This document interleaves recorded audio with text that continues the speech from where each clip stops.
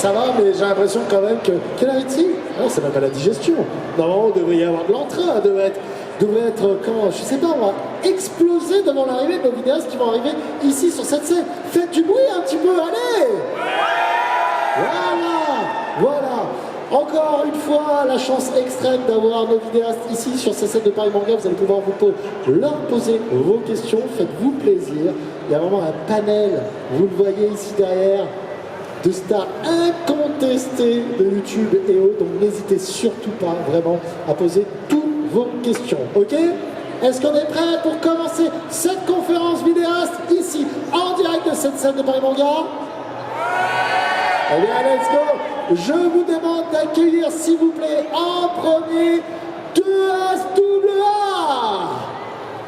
Applaudissez-le, s'il vous plaît!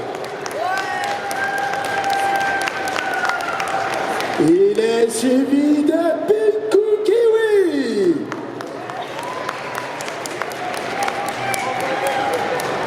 Attention, la talonne de près, s'il vous plaît, Cara!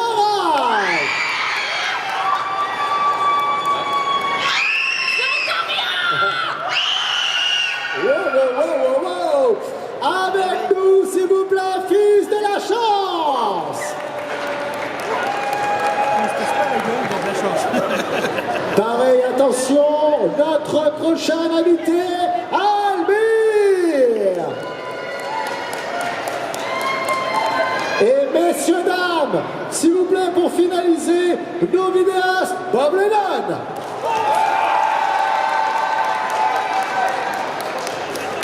Ah, c'est pour toi, il y a un appel. Ah, installez-vous. Alors, mesdames et messieurs, on a 4 micros, il va falloir vous les passer, vous les prêter quand vous voudrez parler, il n'y a aucun souci. Déjà, encore une fois, je vous le disais en amont, un plaisir de vous recevoir sur cette scène de Paris Manga. Toujours un plaisir de recevoir un petit peu nos vidéastes et pouvoir un peu leur poser des questions, savoir un peu ce qu'il en est sur leur actualité, sur ce qui se passe à l'actuel, sur YouTube, TikTok et autres, sur Twitch même. Donc voilà, il va y avoir un petit panel de questions pour vous sur ce que vous faites. Parce qu'avant, en amont, il y a peut-être des gens qui ne connaissent pas, qui ne vous connaissent pas tout. Moi, le premier, je vais être franc, je ne connais pas nécessairement tous les vidéastes. Tu vois, fils de la chance, je ne te connais pas. 2SWA, je ne sais pas non plus ce que tu fais. Almir, je te connais par rapport à Ritech, effectivement. Bob, je te connais. Je crois, Picou, qu'on s'était déjà vu. Il me semble que c'est déjà vu. Et la famille, hein, Caral, bon ça, je te connais. Donc on va faire un petit tour de présentation. Il y a des gens qui sont... Alors je vais être franc avec vous, il y a marqué réservé en VIP. Mais franchement, si vous voulez venir vous asseoir, venez vous asseoir devant. Il n'y a aucun souci, installez-vous, n'ayez pas peur. Franchement, avancez. Venez. Si les gens en VIP voulaient venir, ils viendraient, ne vous inquiétez pas. Par expérience, je peux vous dire qu'il y a toujours des sièges qui sont libres, donc n'hésitez pas à venir. Eh bien écoute, ce qu'on va faire, Picou, c'est qu'on va commencer par toi. On va faire une petite présentation succincte de tous et on va commencer avec les questions ensuite. Ok, let's go, on fait comme ça. Picou, à toi. Merci beaucoup, bonjour tout le monde, moi c'est Pinku Kiwi, je fais des vidéos sur internet depuis 2019, surtout en contenu court, autour du lifestyle inspiré pop culture et Japon, et Hello Kitty, Pokémon, et voilà. Du coup, à toi. J'ai mon propre micro. Mais moi c'est tout l'inverse de cette jeune demoiselle, c'est-à-dire que moi c'est pas du tout un univers kawaii, on est sur de l'horreur, jeux vidéo horrifiques, on adore se faire peur et je fais peur. Bonjour à tous, je m'appelle Luxon, aussi connu sous Fils de la Chance. J'habite à Cannes et il fait très froid ici. Oh, mais attends, les copains, je suis de Toulon, moi. C'est vrai? Mais bien sûr. Je suis nul en géo, c'est où? Ah non, quand même, Luxon, s'il te plaît. Mec, c'est pas possible, t'es à Cannes. Alors il y a le sud, il y a le Var, c'est toujours dans le sud, c'est juste à côté. Attends, mais ça fait combien de temps ouais. que t'habites à Cannes? Ça fait 3 ans. On l'a fait déménager récemment, là, ça y est. Mais attends, tu sais pas où est Toulon? J'avais envie de mourir. Et du coup, je fais des vidéos sur internet, format court également, format long aussi, autour de l'humour. Et voilà, c'est à peu près tout. Je m'appelle 2SWA, je suis le manager et directeur artistique de Fils de la Chance, mais je suis également streamer. Je fais tout ce qui est contenu humoristique, GTA RP, etc. Et aujourd'hui, je suis passé dans la vidéo du Rewind de Twitch. Première fois, je suis très content en vrai. GG. Moi je m'appelle Almir, je gère notamment la chaîne Ritech sûrement que certains me connaissent plutôt sous ce pseudo-là. J'ai la double casquette puisque du coup je suis vidéaste, je fais des parodies d'animés qu'on double professionnellement en studio et en parallèle je suis comédien de doublage. Je suis notamment la voix d'Armin dans l'Attaque des Titans, Tamaki dans My Hero Academia, des choses comme ça. Voilà, donc j'ai la double casquette. Je l'ai vu grimper. C'est pas mon poulain, mais je l'ai vu grimper. C'est ça qui est beau. Moi, j'ai juste une question pour WS. Est-ce que tu gères aussi le drip de Fils de la Chance parce qu'il est irréprochable? Ouais, il faut dire David. Eh bien, Luxon fait des progrès et il le fait tout seul. Merci. Voilà, il s'habille seul. Un youtubeur qui s'habille seul, brave genre. Incroyable. Il a du goût, il a du goût. Pour ma part, je suis Bob Lennon, ça fait presque 15 ans maintenant que je dis de la merde sur internet sur des formats longs et que ça fait rire les enfants qui sont maintenant tous grands, adultes et imposables et ou au chômage, selon la situation économique de Londres. Et la calvitie aussi, ouais, bien sûr, évidemment. Donc c'est pour ça, moi je suis un vieux de la vieille, ça fait longtemps que je fais ce que je fais et que j'aime toujours ce que je fais et que je ne partirai pas avant d'avoir fini de m'amuser, ce qui malheureusement vous infligera encore quelques années de torture visuelle avec cette veste rouge fluo et la chaise qui est rouge aussi d'ailleurs. On te voit pas, on te confond, tu es totalement camouflé. Totalement camouflé là-dedans. Ouais, Solid Snake, Mais c'est impeccable d'avoir un panel parce que au moins je me sens moins comme une fraude parce que eux ressemblent à leurs photos, tu vois. Bon, ça va. Ouais, tu ressembles à ta photo. Attends. Les cheveux longs. Ouais, mais tu ressembles à la photo, mais ça c'était avant, ça c'est après post-alcoolisme, dépression, rasage. Toi tu as ta photo, Moi, j'ai pas ma photo. Je suis mal cadré, c'est une catastrophe. Le gars, c'est Keanu Reeves, il n'a pas un seul poil blanc et tout. Calmez-vous, quoi. Calmez-vous. En tout cas, merci. On peut applaudir nos vidéastes, s'il vous plaît. Je vais commencer, messieurs, avant de m'attarder sur vous, je vais commencer avec les demoiselles qui sont ici, parce que moi j'ai une question. On est quand même sur une conférence vidéaste, et je voulais savoir, à l'heure actuelle, quand on est une femme, dans le milieu de YouTube, vidéaste et autres, est-ce que c'est devenu plus compliqué? Est-ce que ça a changé, justement? Vous voyez une amélioration? Parce que je sais qu'à une époque, c'est quand même très compliqué d'être une vidéaste fille sur YouTube. Est-ce que ça l'est toujours ou pas?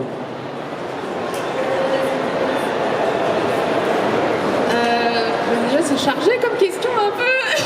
On commence en place.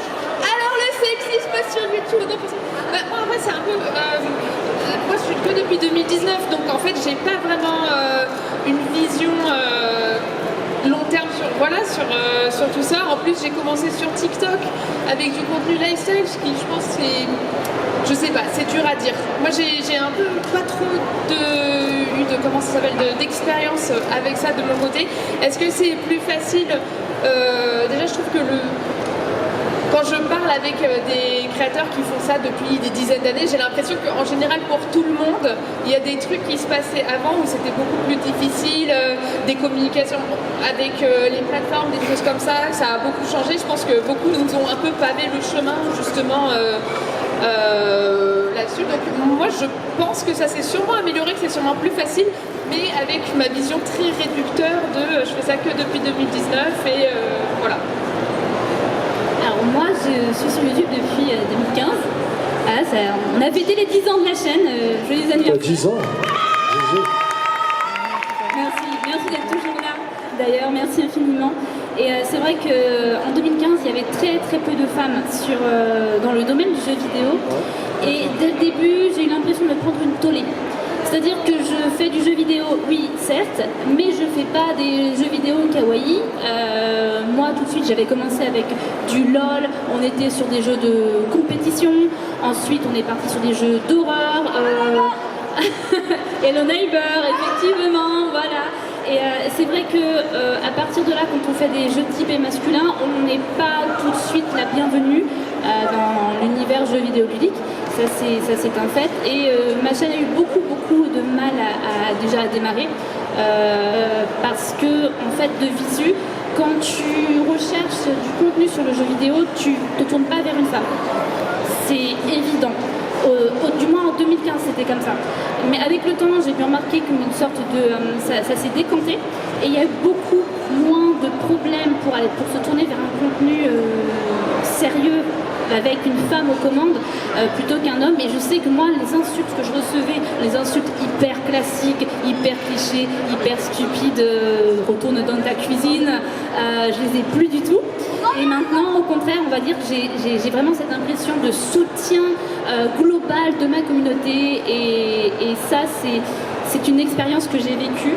J'ai commencé au bas du bas en termes de soutien. Et maintenant, j'ai vraiment cette impression où tout est confondu, femmes, hommes, dans le monde jeu vidéo ludique, ça n'a plus aucune importance. Ok, très bien. Merci beaucoup, mesdames. On peut les applaudir. Moi, je vais revenir un petit peu sur vos débuts. Pas nécessairement ce qui se passe à l'heure actuelle, mais je voulais savoir un petit peu par rapport justement à Bob, Almir, Fils de la Chance, 2SAA, c'est bien ça? C'est bon, j'ai bien retenu. Qu'est-ce qui vous a donné envie de vous lancer en tant que vidéaste? Est-ce que vous avez eu un mentor? Est-ce que vous avez eu une personne? Peut-être, moi je sais que j'ai interviewé pas mal de vidéastes qui m'ont dit, tu sais, moi à l'époque j'avais Diablo X9, j'aimais bien ce qu'il faisait, ça m'a donné envie, tu vois, enfin ce genre de choses. Qu'est-ce qui vous a donné envie de vous lancer justement en tant que vidéaste? Et comment vous voyez maintenant, quelle est votre vision justement de YouTube à l'heure actuelle? Almir, tu peux commencer si tu veux, Almir, vas-y. Moi, c'est un peu particulier parce que la velléité première, c'était la comédie et le doublage. Et j'ai toujours été passionné de ça. J'ai un grand frère qui est acteur de cinéma. Donc depuis que je suis tout petit, je le vois vivre 1000 vies à la télé, mourir, vivre des histoires d'amour et tout. Et j'ai toujours trouvé que c'était le meilleur métier du monde. Et je me suis toujours promis de faire ce métier. Donc je me suis intéressé à la comédie. Et un peu plus tard au doublage. Pour l'anecdote, c'était devant la série Wakfu. Voilà, je me suis dit, mais attends, il y a des comédiens qui font des voix et qui interprètent ces personnages, ça doit être un métier génial. J'ai tapé sur YouTube doublage Wakfu et je suis tombé sur une vidéo que beaucoup de gens qui aiment le doublage ont dû voir, où ils font du doublage en convention justement. Et ça m'a un peu, ça a été la première flamme un peu créatrice, tu vois, qui m'a donné envie de faire ça. Sauf que quand t'es jeune chez toi et que je savais pas encore comment m'y prendre, par quel bout aborder le truc, je me suis dit, j'ai envie de faire du doublage, je vais le faire moi-même, chez moi. Et donc c'est là que j'ai commencé à m'acheter un peu de matos, un micro, à commencer à faire mes premiers doublages à chier, parce que j'étais pas comédien en formation. Et voilà, et ensuite je me suis inscrit du coup en formation de théâtre. J'y ai rencontré d'autres comédiens, notamment Maxime avec qui j'ai fondé Ritech. Maintenant il est plus sur la chaîne, mais c'est là qu'on s'est rencontrés. Et voilà, et c'est ça qui m'a donné envie de créer sur internet, mais c'était plus pour moi un biais d'accéder au monde de la comédie, du doublage. Et puis en fait finalement je me suis rendu compte que écrire des textes, écrire du dialogue, faire des vidéos, j'aimais ça aussi, et donc je suis tombé un peu en amour, comme disent nos amis québécois, très bizarre comme formulation. Voilà, je suis un peu tombé amoureux du montage, de la création sur internet, mais c'était secondaire pour moi. Voilà. Donc, moi je suis passé par là, ce qui est peut-être un chemin un peu bizarre, particulier. Oui, mais ça a apporté peut-être un peu plus, justement. Excuse-moi, Almir, je te parlais. Je te dis, ça t'a peut-être apporté un peu plus cette aide en tant que vidéaste. Sur YouTube, ça t'a peut-être ouvert plus de portes. Tu penses que si tu n'avais pas été vidéaste là, à l'heure actuelle, si tu n'avais pas, imaginons, créé Ritech, ça aurait été aussi rapide pour toi de performer sur des animés, sur des séries? Oui, beaucoup de gens pensent que l'un a influencé l'autre et que ça m'a aidé. En fait, pas tellement, parce que le métier du doublage est un métier de comédien. Les directeurs artistiques attendent des comédiens qui viennent enregistrer, qu'ils aient une formation de comédien. Donc en fait, moi j'ai suivi une formation classique de comédien, une école de théâtre, et ensuite je me suis formé au doublage. Et donc j'ai commencé comme n'importe quel comédien, c'est-à-dire je suis allé assister le matin en studio, à avoir comme ça à 7h du mat dans le froid et à essayer de tendre des CV, à dire est-ce que je peux poser mes fesses au fond d'une salle d'enregistrement et regarder comment on fait. Et donc voilà, et pour la petite anecdote, je suis quand même allé 23 fois en studio avant qu'on me dise oui. Et avant que j'entre en studio, j'y suis allé. Donc je me suis pris 23 refus avant de... Voilà. Donc je pense pas que ça m'ait tant aidé que ça. Ça m'a aidé dans le sens où, comme je fais de la parodie et du doublage sur internet et que maintenant on enregistre en studio, ça m'a donné la latitude d'expérimenter et de faire mes armes aussi de comédien. Parce que c'est bien d'avoir une formation, mais c'est un peu comme quand on vient de passer le permis. Quand on a passé le permis, moi je monte pas dans la voiture de quelqu'un qui vient d'avoir le permis, il sait pas conduire. Donc de la même manière, quelqu'un qui sort d'école de théâtre, il n'est pas encore aguerri à la comédie et c'est normal. Et donc ça m'a permis un peu de faire mes armes. Très bien, merci Almir, merci beaucoup, on peut l'applaudir. Je finis avec toi, Bob, t'inquiète. 2SAA et Fils de la... Alors, Fils de la Chance, pourquoi Fils de la Chance? Parce que tout simplement, je m'appelle Luxon et en anglais, Luck Son. Ah oui, d'accord. Du coup, Ok, Luck, chance. Ok, très bien. Tout C'est une simplement. traduction littérale Voilà. de ton nom de famille. Ah, je suis pas allé Ok, plus loin. ok, non, mais alors, non, Il mais me faut un c'est- pseudo, mon prénom. C'est bien trouvé, c'est bien trouvé. Ben alors pour vous deux, justement, parce que c'est marrant, j'ai la chance d'avoir un manager d'un vidéaste. C'est assez étonnant. Généralement, on voit que des vidéastes. Là, tu t'occupes vraiment. On en parlera tout à l'heure. Bon, ça sera vraiment une autre question pour toi. Vraiment, moi, savoir un petit peu vos débuts. Alors justement, qu'est-ce qui vous a donné envie de vous lancer? Moi, personnellement, quand j'étais petit, oui. Il y a Bref, 5 ans. C'est genre. l'été Voilà. dernier. En gros, moi, c'est surtout la plateforme Vine qui m'a vraiment donné envie Ah oui. de me lancer. Pour le coup, faire des vidéos super courtes et réussir à faire rire du monde, ça m'a passionné. En plus de ça, j'aime faire rire mes amis. Du coup, je me suis dit pourquoi pas me lancer en fait. Tout simplement. Et après, au fur et à mesure, j'ai osé sur Instagram, j'ai osé sur TikTok, surtout durant le confinement. Et ça a pris. Et maintenant, je suis là et je suis très heureux. Ça fait longtemps? Alors, office, ça fait 2 semaines, voilà, exactement. Non, Décidément, tu sais, alors c'était il y a 3 jours, et ça marche bien, hein. Ça marche bien. j'enchaîne convention, je dors pas. Alors, en gros, j'ai commencé en 2021 et j'ai déménagé dans le sud en 2022 et c'est là où ça a vraiment monté en fait. Et toi, DS? Alors pour ma part, ce qui s'est passé c'est que je suis un amoureux de la musique et je faisais du rap. Et Je comprends mieux le pseudo, alors en fait, DS du jeu. 2S ça représente Secteur Sud, c'est mon premier groupe de musique. Et j'ai toujours dit à mes amis que le jour où ça marcherait, j'essayerais de les mettre en avant. Donc je l'ai mis dans mon nom et en même temps ça représente la belle région qui est la Côte d'Azur. À côté de ça, AA, c'est mes initiales, donc mon prénom et mon nom. Et si on regarde rapidement, ça fait mes amis, ma famille et moi. Et pour ce qui est de mon évolution et le fait qu'aujourd'hui je me mette à faire des vidéos et que je sois sur Twitch, c'est un départ un peu particulier. Comme je disais, je faisais de la musique, mais j'aimais beaucoup faire des blagues et rigoler avec mes amis. Et quand j'ai vu des créateurs comme Digilix, forcément je me suis dit, ok, on peut faire des vannes, on peut faire de la musique, on peut mêler aussi un peu du doublage. Et j'aimais tout ça, mais avant qu'on me le montre une première fois, je ne savais pas que c'était possible. C'était quelque chose que je faisais plus en privé, avec les potes, quand on lançait des vidéos ou autre. Et au fur et à mesure, j'ai avancé, j'ai fait step by step. La rencontre de Luxon aussi, elle a été décisive, parce que Luxon, lui, aimait beaucoup se mettre en scène. Et dans un premier temps, être un peu derrière, faire plus de l'écriture, etc. Avoir la casquette de réalisateur, scénariste, aller un peu mieux. Luxon, il m'a beaucoup encouragé en me disant vas-y Adri, viens avec moi, viens on fait les vidéos ensemble. Et maintenant, voilà, on en est là et je suis très content du chemin de parcours. Tu disais il y a quelques instants que tu as commencé, tu faisais de la musique, tu étais dans un groupe de rap et autres. Oui, tout à Et fait, c'est vrai ouais. que généralement, quand on a une passion, c'est quand même une énorme passion, faire de la musique, faire du rap, Oui, oui, oui. on essaye de s'orienter, quand on est vidéaste, sur cette thématique de la musique et Oui. autres. Et toi, c'est pas nécessairement ce que tu as fait. J'en ai fait pendant longtemps, on continue à en faire. Après les titres aujourd'hui, c'est Faut que je pisse. Voilà, c'est un peu plus parodique. Voilà. Ouais, tu sais, on dirait les nuls là, tu sais, oui, après mon titre, bonjour demain, il faut que je voilà, puisse maintenant. C'est waouh, ok, c'est un d'accord, peu ok, ça, très bien, très bien. Ok, super. Et Merci. on va dire que j'aimerais toujours faire de la musique, j'en ferai toujours. Mais c'est vrai que je prends ça plus avec de l'amusement. Voilà. Mais la passion restera, c'est indéniable. Très bien. Bon Bob, toi alors. Alors moi C'est quoi, là, j'ai finalement commencé à être youtubeur, on était encore sous Pompidou. Ah, mais tu rigoles, Non alors. mais ça me tue parce que Carrella, on avait 10 ans de la chaîne, j'ai commencé en 2015. Moi j'étais putain en 2010 j'étais là en fait. Donc quand lui il disait moi je monte pas dans la voiture de quelqu'un qui a juste d'avoir le permis, moi ça fait 20 ans, j'ai inventé le permis. Mais c'est énorme, t'as commencé en 2010 toi Bob? Oui, bah oui. Mais le truc, c'est que ça me fait rire parce que, autant ils ont une histoire absolument adorable, en plus d'être photogéniques, ces salauds, ils donnent une réponse digne de Miss Monde, tu vois, ça me tue. Ça me tue, hein, sur les origines humbles et tout. Son nom, il a une signification, il te montre son tatouage, enfin, c'est une folie, tu vois. Ça me tue. Et moi, globalement, j'étais un enfant soldat, si tu veux. Un jour, Fanta m'a vu sur un serveur Minecraft. Il a fait, toi, t'es drôle, tu viens dans mes vidéos, tu vas animer les marionnettes, hein, tu vas faire rire les enfants. Puis, tu sais, il m'a pris mon passeport, il me l'a jamais rendu. Je me suis fait recruter sur le tas, en fait. Mais plus sérieusement, quand je me suis fait recruter par Fanta, il y a presque 15 ans, bien 15 ans de cela maintenant, hein, pour le coup, j'avais quand même pour projet d'un jour faire des vidéos YouTube comme ça.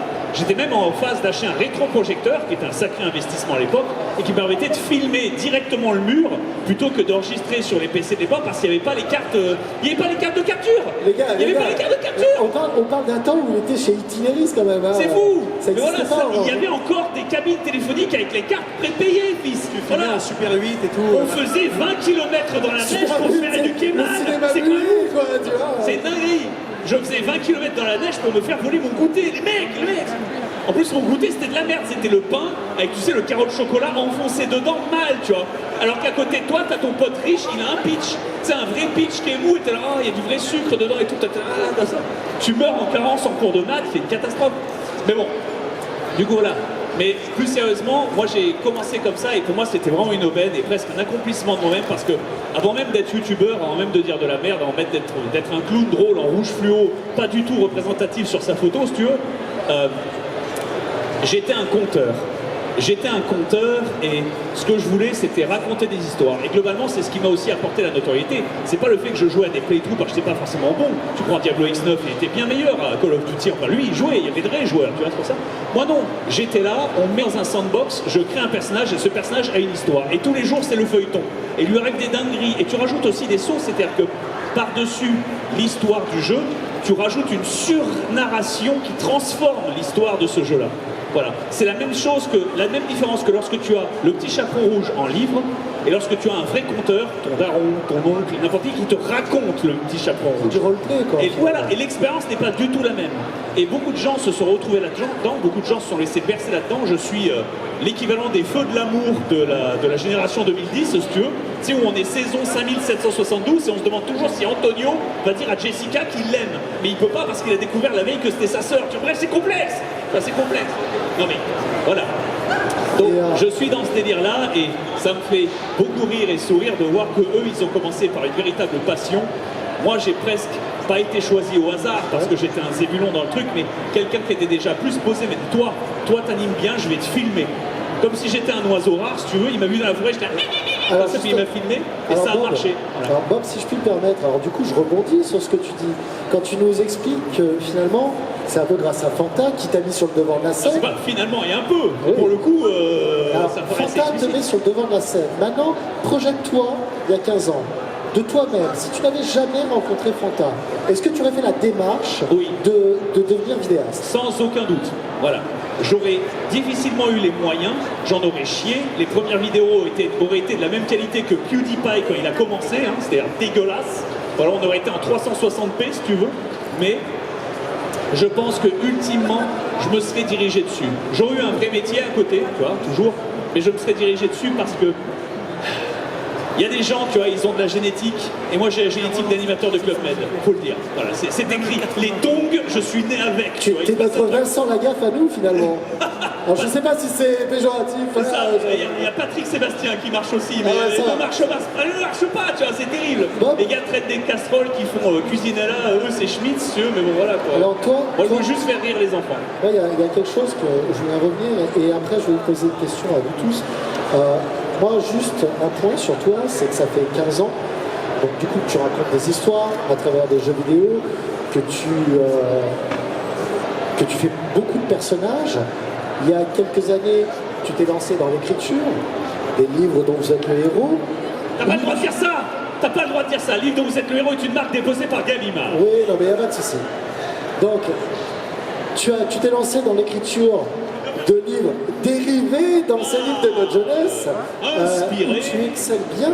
Donc on voit que tu as quand même un talent d'écriture et autres. Est-ce que finalement, ça n'est que mon talent de conteur qui ressort là-dedans.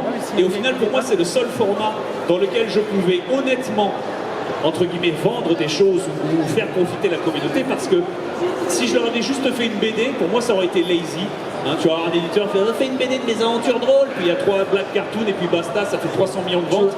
Merci, non merci. Je suis pas assez intelligent pour écrire un roman qui aurait pu intéresser les gens. C'est mon point de vue. Voilà, j'ai des standards. Hein. Oui, non mais merci, voilà. Ça, je suis d'accord, c'est complètement con. Oui, oui. Mais du coup, l'idée de faire un livre-jeu ou te dire, et là, Lily, qu'est-ce que tu fais?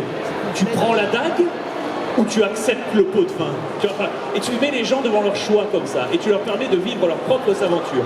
Et j'ai quand même fait des bouquins qui sont pas dégueulasses, et que tous les gens qui l'ont lu m'affirment que c'est pas un peu comme ceux de l'époque où tu les lis, c'est très très court.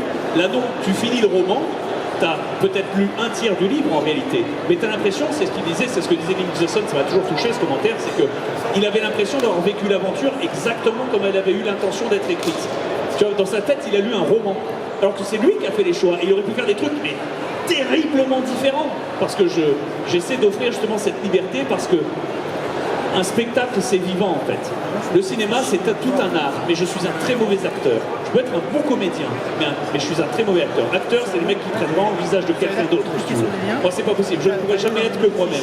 Donc, je suis obligé d'interagir avec ma classe de maternelle et dire « Et il est où le gendarme ?» Et bien, le gendarme, il est mort, parce qu'il a perdu son métier, à cause de la récession économique. Puis là, l'enfant, il pleure, et tu lui dis « Qu'est-ce que tu fais ?» Voilà, tu coupes l'URSSAF ou tu déclenches une guerre. Et là, voilà, tu regardes le gamin qui hésite. Tu sais, tu le fais vivre dans l'aventure, tu vois. Non mais, il est mort de rire. Bon, en tout cas, merci Bob. On reviendra peut-être sur tes ouvrages, parce que ça m'intéresse. Et là, avant de continuer, puisque finalement, on parle beaucoup, et le temps commence à passer, je voudrais prendre une question du public. Est-ce qu'il y a une question pour nos invités, s'il vous plaît? Monsieur qui est juste là, regardez, juste ici. Bonjour Mister. Oui, toi. C'est bon, ça fonctionne. Comment tu t'appelles? Bonjour, je m'appelle Timothée.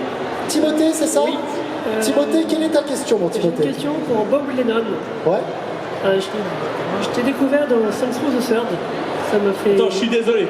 J'entends que dalle avec le retour. Une seconde. On va vivre l'expérience, comme je disais. L'interaction avec le public, c'est important. Vas-y, pose ta question. Ok, je t'ai découvert dans Saints Row the Third. Et du coup, j'ai rigolé à mort. Et franchement, je voulais te remercier. Et je voulais savoir comment tu as eu cette idée de faire une vidéo pour Saints Row. Parce que du coup, c'était assez marrant et... J'ai même pensé là. Je t'ai découvert dans une série, j'ai beaucoup ri, c'était génial. Comment t'es venu l'idée de faire cette série? Parce que c'était drôle. Ouais. Voilà. Mais t'as adoré. Pourquoi ton oncle te regarde et fait tire sur mon doigt? Mais pourquoi t'as pété? L'humour. Timmy l'humour. Ah.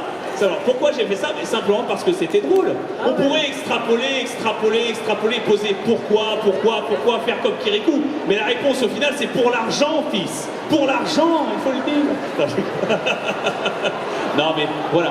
C'était surtout Fanta à l'époque, pour moi, qui dirigeait les Rennes et qui me disait pas ce qu'il fallait faire, mais qui me montrait des propositions de choses. Et moi, j'étais comme un gamin dans un magasin de bonbons. Je disais ça, je veux ça. Et puis il me donnait ça, c'était un camion de pompier. J'ai joué avec un camion de pompier, si tu veux. Et on en arrive 15 ans plus tard à toi. L'épisode où tu as joué avec un camion de pompier, c'était excellent. Mais bah oui. C'est le but. Mais je te remercie d'être un parfait exemple de pourquoi je pense que j'ai réussi ma carrière, les enfants. En tout cas, j'ai bien rigolé. Voilà. Merci beaucoup, mon Bob. Ouais, merci à toi pour ta question, pour te récupérer le micro. Tu peux remonter par l'escalier si tu veux pas te blesser. Mais il n'y a pas de souci, tu fais ce que tu veux. Oh là là, c'est quand même quel sportif. Messieurs, dames, juste pour revenir un petit peu, à l'heure actuelle, est-ce que vous pensez, c'est une question qui est générale, est-ce que vous pensez qu'il y a plus de facilité à se lancer sur des plateformes comme TikTok, Twitch, YouTube, ou est-ce que vous pensez que c'est un milieu qui commence à se fermer de plus en plus et où il est dur? Alors, bien sûr, mais ça c'est une des réponses, mais où vous pensez que c'est plus dur, ça commence à être un peu plus fermé et que performer, se faire un nom sur ces différents réseaux commence à être un petit peu difficile? Alors, moi j'ai commencé sur YouTube, TikTok n'existait pas. Et pour commencer sur YouTube, il faut un minimum de matériel. Il faut une webcam, il faut un très bon micro, parce que si tu as une image qui est pas top, c'est pas grave, c'est dégradé. Mais le son, c'est le plus important, en fait, parce que les gens, nécessairement, ils regardent pas systématiquement leur écran quand ils regardent une vidéo longue, ils écoutent souvent, ils sont en voiture, ils écoutent. Donc le son, c'est plus important. Donc à l'époque, c'était plus difficile de commencer. Aujourd'hui, c'est simple avec TikTok, même les réels YouTube, il suffit d'un téléphone, ce que tout le monde a dans sa poche, mais c'est plus difficile de se faire connaître parce qu'il y a plus de monde de facto. Tu veux rajouter? Je dirais qu'aujourd'hui, avoir de la visibilité, c'est accessible à tous. Demain, vous postez une vidéo, elle peut faire 1 million de vues. Après, la question est, est-ce que ça fera une carrière ou pas? Et je pense que c'est ce qui est vraiment difficile. Et l'enjeu d'aujourd'hui, c'est de perdurer dans le temps. On est dans une génération où tout est full zapping. On peut rigoler devant une vidéo ou devant une personne sans connaître son nom, alors qu'on l'a déjà vu 5 ou 10 fois. Et je pense qu'à l'époque, ce qui était plus intéressant, c'est qu'on prenait le temps. Je reviens sur la musique, par exemple. Mais la musique, un album, on pouvait ne pas aimer 5, 6 chansons. Et on réécoutait le projet, on réécoutait et on appréciait au fur et à mesure, comme les films, etc.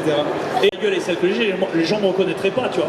Alors que si tu te balades comme un personnage de boîte de céréales, ils sont ah, c'est le capitaine Crochet, mais voilà, c'est reconnaissable. Mais oui, tu as raison, effectivement. Le matériel est beaucoup plus facile d'accès parce que de ce que j'en disais d'expérience, tu vois, obligé d'un rétroprojecteur dégueulasse, ça ne veut rien dire. Ouais. Maintenant, tout le monde peut avoir, avec le moindre PC d'entrée, largement les capacités d'enregistrer avec de manière totalement gratuite. Mais effectivement, l'accès à une forme de notoriété ou une forme de base qui te mettrait de manière solide, les humains sont des créatures d'habitude. Il y a une raison pour laquelle les stars de la télé ont été des stars de la télé pendant 60 ans. C'est parce qu'ils étaient là au début et ils sont morts à la fin. Littéralement, tu vois, c'est littéralement ça. Et pour YouTube, il y a des tendances similaires qui se dessinent, même s'il y a des gens qui apparaissent au fur et à mesure. T'as un Jean-Luc Reichmann, la hip-hop, out of nowhere, après la gaffe, tu vois. Enfin, je dis n'importe quoi, mais c'est un exemple. Mais effectivement, c'est difficile. Ce qu'il faut, c'est de la constance, de la chance, et avoir quelque chose à proposer qui puisse intéresser un nombre, pas forcément étendu, mais suffisamment réduit de gens qui soient intéressés dans ton domaine. Voilà. À ce jour, il y a encore des gens qui regardent des grands prix de Formule 1 et je comprends toujours pas. Amir, tu vois. Ouais, je disais, c'est intéressant ce que tu as dit sur le fait que maintenant, avoir de la visibilité, c'est pas très dur. Énormément de gens font des millions de vues sur TikTok et sur Reels. Le truc, c'est que ça n'apporte aucune notoriété derrière. Et même, j'irais même jusqu'à dire, avoir 1 million sur TikTok, il y a des gens que tu n'es pas connu. J'ai vu des gens, que je ne citerai pas parce que voilà, mais des amis ou quoi qui avaient énormément de following sur TikTok et qui ont vu leur notoriété. En fait, c'est très fugace, c'est un feu de paille, c'est-à-dire qu'ils vont avoir une notoriété pendant 1 an ou 2, et puis ensuite, c'est plus personne, et ils le vivent très mal, parce que forcément, quand tu as vécu un succès fulgurant très rapidement, et qu'ensuite, tout d'un coup, tu vois les chiffres qui dégringolent, c'est difficile. Et je pense que les notoriétés plus pérennes se passent plutôt sur YouTube et Twitch, où le following est beaucoup plus dur à avoir. Donc, Et est-ce que l'interaction joue aussi? Parce que tu parlais de Twitch, ouais. Et c'est vrai que d'avoir une interaction avec ses viewers permet aussi peut-être de se rendre compte que ce gars-là, alors je ne vais pas dire que cette personne-là va être plus accessible, mais tout du moins il y a comme un relationnel qui peut se créer et qui peut continuer en fait finalement. Ah bah, on sait que le parasocial ça joue énormément, c'est pour ça d'ailleurs que sur Twitch les chiffres sont infiniment moins grand que sur YouTube en termes d'audience. Je veux dire, les grosses audiences sur Twitch, tu as 3000 viewers, tu es un gros streamer. Alors que 3000 personnes, c'est personne. Non, c'est rien par rapport aux chiffres de YouTube. Mais pourquoi les streamers ont une notoriété qui est comparable à celle des YouTubers? C'est justement parce que ce parasocial est très fort et qu'en fait le cœur de cible et le cœur du public de ces gens-là est tellement plus fan que les... Voilà, moi, quelqu'un qui regarde ma vidéo, il est peut-être pas fan de moi, il regarde parce que ça le fait marrer, il sait à peine qui je suis et il s'en fout. Un mec qui regarde un streamer tous les soirs, blablater, dire des conneries pendant 6 heures, il est vraiment fan. Et il a l'impression d'être ton pote et il te connaît et machin. Et donc, ça, évidemment, c'est pas le même rapport. Ça, c'est sûr. Et c'est pour ça, moi, je pense vraiment que c'est pour ça qu'un Domingo est aussi connu qu'un très gros youtubeur ou qu'un... Voilà. Je pense que c'est vraiment intéressant. Quelqu'un veut réagir? Fils de la chance, oui, c'est bon. Messieurs, dames, on a déjà dépassé le temps. Vous avez vu que le temps passe vite quand on s'amuse. On va peut-être prendre une dernière. Est-ce on se permet de prendre une dernière question? Une dernière question, mais qui concerne tout le monde. Hein, je vous préviens, je vous surveille. Oui, une question qui est générale pour tout le monde. Je vois qu'il y a les Totally Spies là qui sont là. Yeah! T'es ma préférée? Non. Je parlais à ton ami à côté. T'es ma préférée?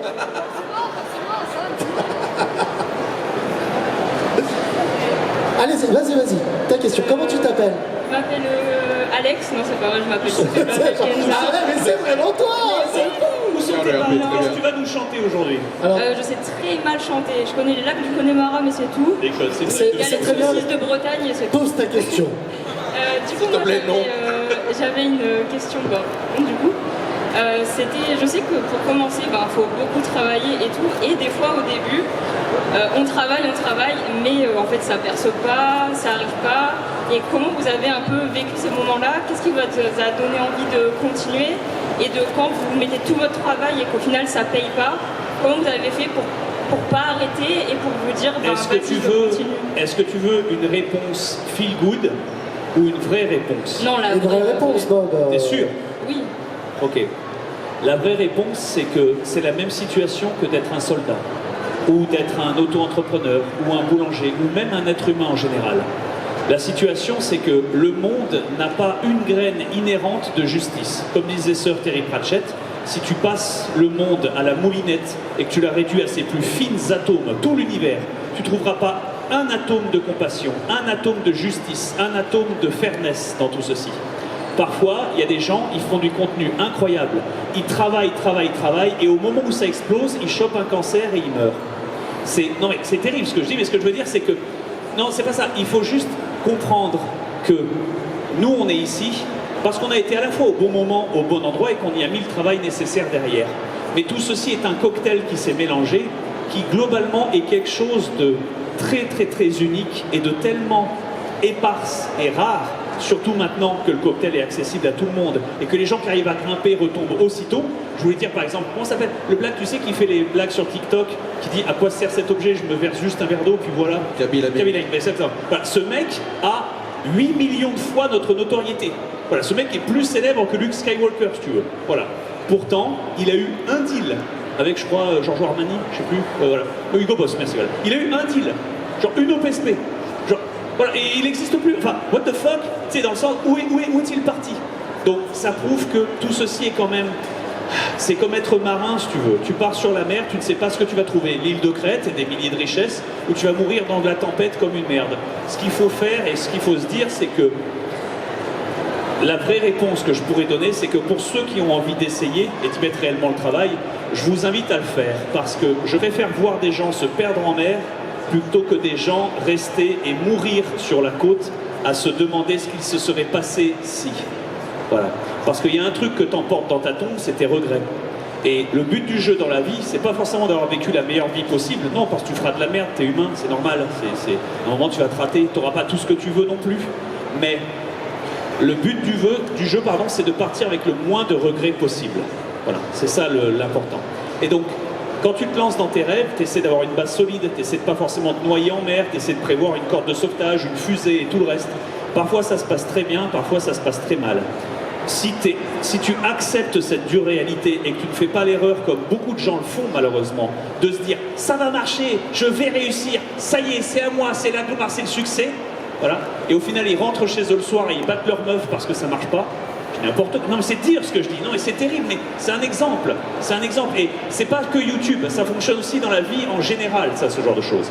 Une fois que tu es confronté à cette réalité-là et que tu es certain qu'effectivement c'est ce que tu veux, alors personne ne peut t'arrêter. Voilà. C'est la même chose que si j'avais un enfant qui avait 18 piges et il me dit « Papa, je veux faire de la motocross », je sais qu'il va se péter toutes les dents de devant. Voilà. Je sais qu'il va coûter des millions en opérations dentaires parce qu'il va se rouler d'autres... C'est terminé, si tu veux. Mais est-ce que c'est vraiment ce qu'il veut? Et si après le premier accident, il se relève, il prend la moto et même pas il fait gaffe, tu dis tant pis. Enfin, pas tant pis, mais tant mieux. Au contraire, tu vois, il a choisi ça. Et c'est important parce que c'est vraiment le seul truc qui t'appartient dans ce monde. C'est tout. C'était la réponse réelle. Tu voulais, t'as voulu, hein. C'est ça, t'es prête? Écoute, tu voulais réagir?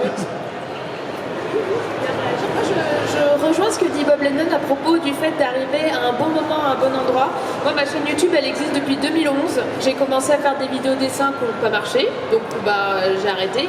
Après, j'avais un compte Instagram que j'alimentais régulièrement avec du dessin encore, ça n'a pas marché non plus. Tout ça pour dire que je pense que moi, je suis arrivée à un bon moment où j'ai commencé à faire des vidéos TikTok au moment où personne n'avait TikTok encore, où j'avais personne qui était sur l'appli, donc je pouvais vraiment faire ce que je voulais. Et ça a bien pris à ce moment-là. Et ensuite, j'ai commencé à alimenter. Donc je pense que, moi, ça va être un peu plus feel good. Je pense que y a des opportunités pour tout le monde, pas toujours au bon endroit. Et c'est vrai que c'est injuste. Tu as des gens qui vont arriver au bon endroit au bon moment. Mais après, il y a toujours la question de la pérennité, qui est que si tu commences au bon moment, au bon endroit, c'est bien, mais comment est-ce que tu alimentes, comment est-ce que tu continues, et ça après ça dépend de ta passion propre et aussi de ta volonté, ta discipline. C'est vrai que je retrouve aussi le côté soldat. Quand tu travailles tout seul chez toi, c'est toi qui décides que tu dois te lever le matin, tu dois mettre ton réveil, tu dois te fouetter toi-même. Et parfois pour rien, travailler. parfois tu es juste debout. Ça fait 18 ans que tu t'entraînes, tu démontes et remontes ton arme, le but, boum, c'est fini. Voilà, c'est terminé. Ou parfois, tu fais le mouvement de MPP, puis tu es colonel. Et tu sais même pas pourquoi tu es là, parce que toi, tu es juste un soldat. Tu sais même pas pourquoi tu as été promotionné, en fait. Et tu ne sais pas le gérer. Et tu apprends sur le tas. Et à la fin, tout le monde te dit, ah quand même, hein, vous êtes un colonel. Hein, c'est quand même glorieux. Et toi, t'es là, oui, au secours. Que fais-je ici, tu vois, il y a beaucoup de choses et de logique. Et en fait, il faut apprendre. C'est comme être marin, il faut apprendre. Et la mer, c'est pas que c'est pas ton ami, c'est l'océan, si tu veux. C'est énervé, en fait. Fils de la chance, tu voulais peut-être... Oui, vraiment très court. Pour répondre à ta question, en fait, j'ai une phrase que je me répète en boucle, c'est si ça te rend heureux, c'est pas une perte de temps, tout simplement, en fait. Voilà. C'est hyper bien résumé. Oui, là, je trouve qu'il a très bien résumé cette question. Amir, tu voulais répondre? Non, mais j'allais dire la même chose, c'est-à-dire que comment on fait pour tenir quand ça prend pas, etc. Faut pas le faire dans cette optique-là à la base. Faut le faire parce qu'on en a envie, parce que ça t'amuse, parce que tu y trouves quelque chose, un épanouissement. Et puis en fait, ça prend toujours sur un coup de bol, parce qu'en fait, le facteur travail est important, etc.